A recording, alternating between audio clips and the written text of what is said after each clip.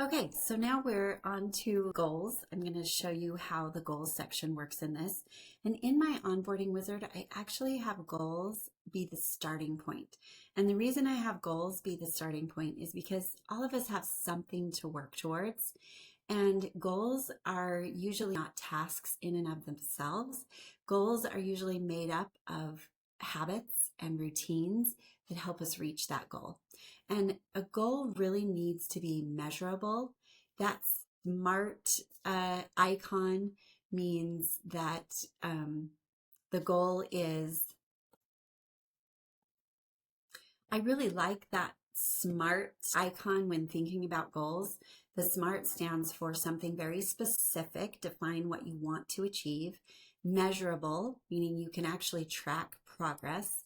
Achievable, so it needs to be realistic, but you can dream big. Realistic does not mean conservative. It can be big. Relevant and time bound. Like, what is my time frame for tracking this progress? So I have a wizard that does help you decide on goals. The wizard in my onboarding is the wizard I want to use right now, and I need to update this one. But basically, you kind of put in what you want to accomplish. For example, let's create a physical one. So I want to lose body fat and not be obsessed by the scale, but choose healthy habits that make me stronger and allow me to lose fat. Okay, that's still not very specific, but what does that actually mean? What specific behavior or outcome? Let's think about that. I would like to lose 1% body fat each month for the next 3 months.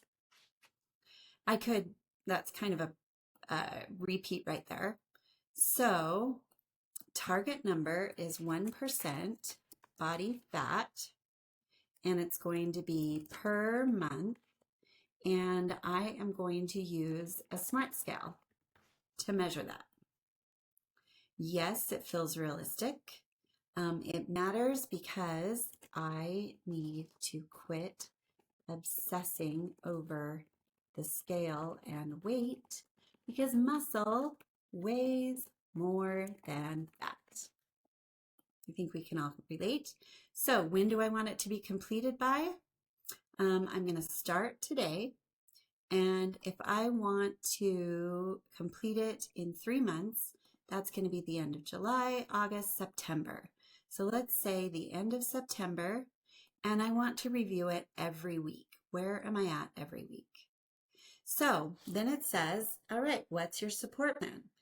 Well, I've got habits in here already of daily physical activity. So that is a supporting habit to my goal. Routines. Well, my meal planning. So I need to make sure that I plan, I'm going to say, plan weekly high protein meals. And I need to do that every single week. It'll take me about 30 minutes. And if I don't get it, I do want to skip it. So I'm going to add that as a routine associated with my goal. I also want to do one new habit. I want to track my, my intake. And I'll call it so I use my net diary tracking. It's just like my Fitness Pal, but if I track on a daily basis, then I'm going to be able to do it. So I'm going to add that as a habit. And then I click next. So here's my goal. I'm going to lose 1% body fat for the next 3 months.